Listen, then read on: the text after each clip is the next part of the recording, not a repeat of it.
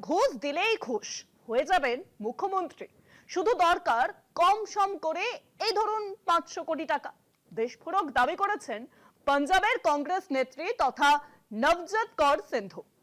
স্বামী নবজোৎ সিং সিদ্ধুর রাজনৈতিক ভবিষ্যৎ নিয়ে তার এই মন্তব্যে বেজায় বিপাকে কংগ্রেস।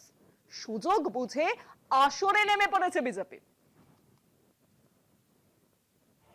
ভারতের টেস্ট ক্রিকেটের তারকা থেকে জনপ্রিয় ক্রীড়া ভাষ্যকার নবজোৎ সিং সিদ্ধু রাজনীতির শুরু বিজেপিতে। পদ্ম শিবিরের রাজ্যসভার সদস্য হন, পরে কংগ্রেসে যোগ দিয়ে প্রদেশ সভাপতির পদে থাকতে থাকতেই সক্রিয় রাজনীতি থেকে সরে দাঁড়ান হাইকমান্ডের সঙ্গে বিরোধের জেরে। তার স্ত্রী নবজোৎ কৌর পাঞ্জাব প্রদেশ মহিলা কংগ্রেসের বহাল রয়েছেন।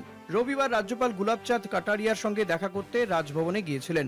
সেখান থেকে বেরিয়ে মিডিয়ার প্রশ্নের জের টেনে তিনি বলেন, কংগ্রেস যদি তার স্বামীকে 2027 সালের বিধানসভা ভোটে মুখ্যমন্ত্রীর মুখ হিসেবে মেনে নেয়, তাহলে তিনি ফের সক্রিয় রাজনীতিতে অংশ নেবেন। এই প্রসঙ্গেই তার আক্ষেপ, ওই পদের জন্য কমপক্ষে 500 কোটি টাকা দিতে হবে, কিন্তু সে টাকা তাদের নেই। যদিও দলের কেউ তাদের কাছে টাকা চাননি বলেও জানিয়ে দেন তিনি। একই সঙ্গে পাঞ্জাব প্রদেশ কংগ্রেসের অন্দরে গোষ্ঠীকোন্দল নিয়েও পক্ষান্তরে দলীয় নেতৃত্বকেই নিশানা করেন সিধু জায়া।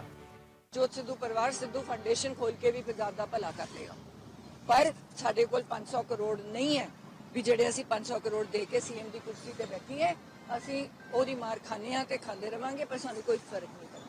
অর্থাৎ মুখ্যমন্ত্রীর পদ টাকা দিয়ে কেনা যায়। নিজের দলের কথা না বললেও তার ওই মন্তব্যে চরম বিড়ম্বনায় পড়েছে প্রদেশ নেতৃত্ব। সুযোগ বুঝে আসনে নেমেছে রাজ্যের শাসক দল আপ এবং কেন্দ্রের শাসক বিজেপি। খরচ করলেই পদ পাওয়া যায়, কংগ্রেসের এই কলঙ্কিত চেহারাটা বেআবরু করে দিয়েছেন নবজোৎ কৌর, এমনই দাবি করেছেন আম আদমি পার্টির রাজ্য সাধারণ সম্পাদক বলতে পান্নু। সিধু ঘরণীর মন্তব্য উদ্বেগজনক বলে কংগ্রেসের কাছে এর জবাবদিহি দাবি করেছেন আপ নেতা। বিজেপির সাধারণ সম্পাদক তরুণ চুখ বলেন, এই ঘটনা কংগ্রেসের নৈতিক অবক্ষয়ের ছবিটা ফাঁস করে দিয়েছে। তার দাবি, সিধুর কাছে কংগ্রেস ওই পরিমাণ টাকা চেয়েছিল বলেই তার স্ত্রীর কথায় স্পষ্ট হয়ে গিয়েছে। প্রদেশ নেতৃত্ব প্রতিক্রিয়া এড়িয়ে গেলেও কর্ণাটকের উপমুখ্যমন্ত্রী তথা প্রদেশ কংগ্রেসের সভাপতি DK শিবকুমার নবজোৎ সিংকে মানসিক হাসপাতালে ভর্তির পরামর্শ দিয়েছেন। কলকাতা টিভি।